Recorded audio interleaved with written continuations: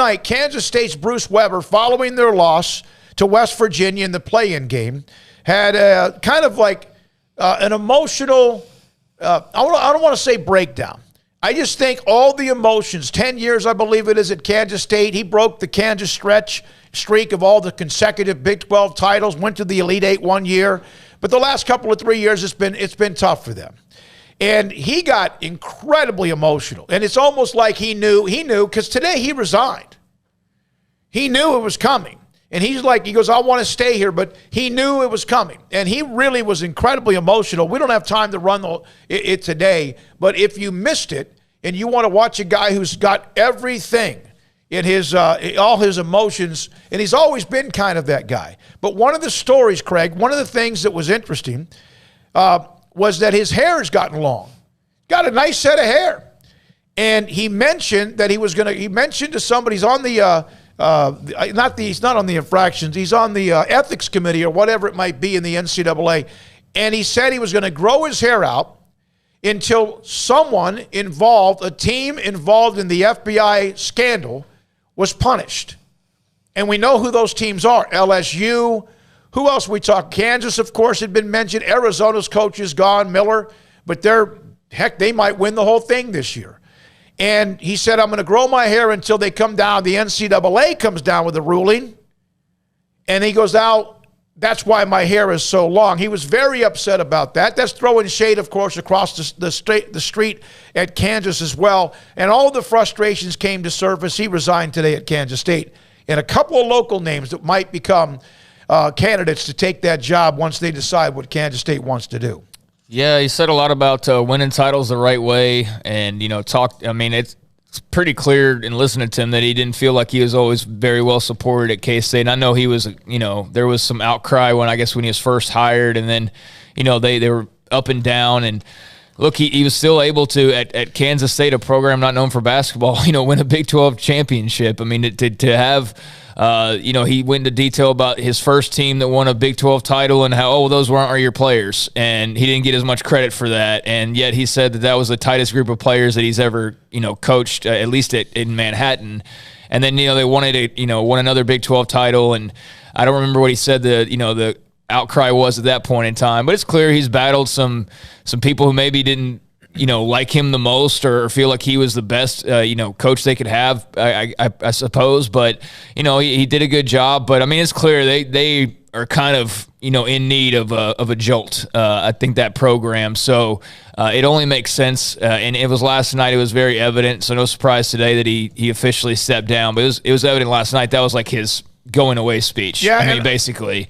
And the NCAA stuff, I mean, his hair is going to keep growing. I mean, I don't know if, I guess, not coaching anymore, he can go back on that holdout of a haircut, because otherwise his hair is going to be down to his knees, because of the odds of those teams getting punished the way that he would like to see them punished are supremely low, and he knows that. And it's cool that he used his platform to at least speak on it, because a lot of others are probably afraid to or worried about what would happen if they did. But he's got nothing to lose, so he went out swinging. And I'm sure there were some fans, Lawrence and elsewhere, who weren't thrilled with what he had to say, but he said what he felt, and I can respect that. He went to the Final Four with Illinois in his second year. He's been to 13 NCAA tournaments with Southern Illinois, the Salukis, twice, then Illinois twice his first 2 years, including that second year runner-up in the NCAA championship. Went there a few more times, started out with a nice couple of years at Kansas State tournament. Then they had a stretch of nothing. And then again, the Elite Eight back in 17 and 18. But the last 3 years, they are 34 and 58. Kansas State may be known now as what they did with Bill Snyder in football. Now Chris Kleiman's trying to do the same thing. But they used to be a pretty good basketball program. Rolando Blackman and names like that. And so it's tough for Bruce Weber, but he's done as the head coach at Kansas State. And now a story by Brian Hamilton in theathletic.com. A couple of names he brought up as possibilities. Grant McCaslin at North Texas, Jerome Tang, assistant head coach at Baylor. Not surprising that those two guys, any kind of Division I job that would come up, that those two would be involved. There's no question that UTEP wanted Jerome Tang. Did not work out. He ended up remaining with Baylor. And, of course, Scott Drew and Baylor fans are thrilled, in fact, that he remains at Baylor. Yeah, I mean, I know Jerome Tang is pretty due, and Grant McCaslin's definitely a guy who's going to keep climbing and will definitely take over a program like Kansas State sooner rather than later. I hate the idea of Jerome Tang being in the Big 12. Just selfishly, I hate that idea that he would have to go up against Scott Drew at least a couple of times a year, and that's just, again, selfishly. I want him to have an opportunity. I just wish he would be outside the Big 12, not out of fear or anything, but just it's a little bit awkward given the close ties. But hey, we'll see that in football this year with Texas Tech, and he's deserving. And McCaslin as well. So yeah, if they picked either one of those two guys, that would be a great hire. I'm sure they'll be a bit more thorough and have some other names in mind. But those are two great starting points for sure. One of the notes in this, we'll go to the chat room as well. And the number, we're open this first hour, 254-339-1122. Your thoughts? Baseball has come up with an agreement, a tentative agreement. It looks like they're going to be able to get in most of the season, like I said yesterday, and I really mean this. And even now, just let me know when they start to play games that matter. But they have come up with a tentative agreement. There was a sticking point for a while, the international draft. They've apparently been able to get through that as well. And then on the chat room today, from the very top, Daniel, good afternoon. It's game day. Usually means it's a good day, but I found out today my mom, oh, Lord, Daniel, diagnosed with breast cancer. Treatable at least. She'll be okay. Daniel, our thoughts and prayers are with your mother as well. Also, B.R. James, Bruce Weber is out. We knew that. Thank you. Marcus, Texas fans not happy with their season. Seems like just another season, any season. And then also B.R. James, Weber did have a resignation speech this morning. Bob Huggins and Frank Martin, yes. Both of them. Huggins was there for like a year, then went to where he is now at West Virginia. Frank Martin went to South Carolina and did a good job there early on.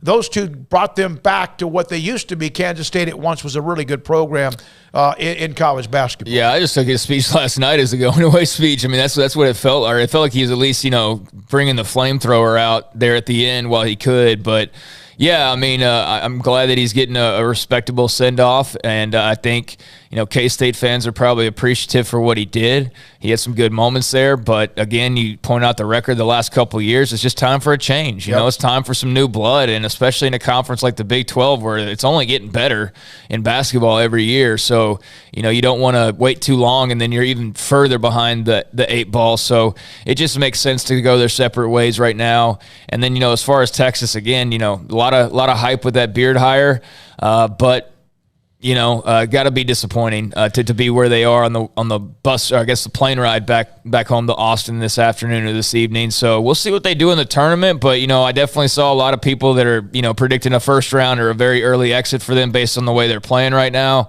We'll see how that goes. I'm definitely not expecting them to turn their fortunes dramatically to where we're all praising Beard here in a couple weeks because they've somehow made a run. I mean, that's possible, I suppose, but I don't think many people are expecting that. Well, people have been expecting that. And in fact, I had a guy earlier today tell me, I was walking out of the gym, he said, hey, Texas is going to make a run starting today.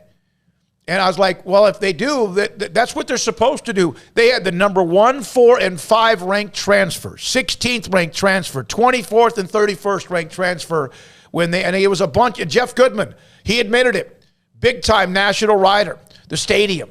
He said that he had Texas like the 2nd or 3rd ranked team in the country. They have not performed at that level. They did beat Kansas, but they have been a disappointment, and they lost tonight or today after an 18-point lead at halftime. I don't know. We'll see what happens. The tournament could be a different entity. Armstrong, 254-339-1122. Before we go